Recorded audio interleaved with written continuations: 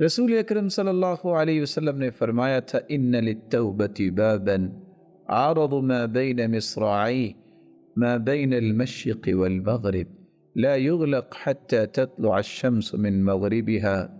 اللہ نے توبہ کا ایک دروازہ رکھا ہے جس کی چوڑائی اتنی ہے جتنی مشرق و مغرب کے درمیان کا فاصلہ ہے۔ یہ دروازہ ہر وقت کھلا ہے جب تک قیامت نہیں آ جاتی۔ اس لیے وقت ہے آج ہم توبۃ النصوح سچی توبہ کر لیں، اور اس کے لیے ایک ضروری امر یہ بھی ہے کہ انسان بری خواہشات کو چھوڑے، انسان برے تعلق کو چھوڑے، انسان برے معاشرے کو چھوڑے، برے لوگوں کو چھوڑے۔ کتنی خوبصورت بات اللہ کے رسول نے سمجھائی۔ 99 لوگوں کا قاتل جب ایک پادری سے گیا ملنے اور پوچھتا ہے حل لی من توبہ، کیا میری توبہ ہے؟ اس نے کہا اتنے ظالم ہو اور توبہ کی بات کرتے ہو، جس کے نتیجے میں اس کی گردن بھی اڑا دی۔ اور 100 کا قاتل پھر کسی سچے علم والے کے پاس گیا جو اللہ کے ساتھ جوڑنے والے ہوتے ہیں۔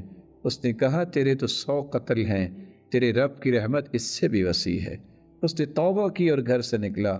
اور کیوں نکلا؟ کیونکہ اس نے کہا تھا ائت قریۃ کذا و کذا فانہم یعبدون اللہ، تم فلاں بستی میں چلے جاؤ، وہاں نیک لوگ رہتے ہیں۔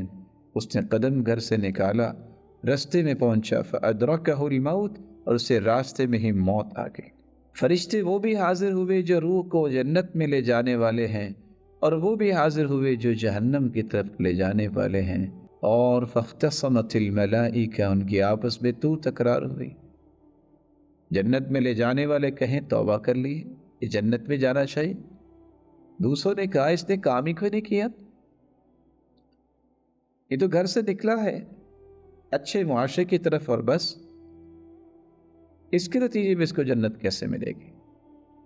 اللہ تعالیٰ نے ایک اور فرشتہ بھیجا کہ تم فیصلہ کرواؤ، جس نے جا کے پیمائش کروائی کہ دیکھو جسد خاکی نیک لوگوں کے قریب ہے کہ برے لوگوں کو قریب ہے۔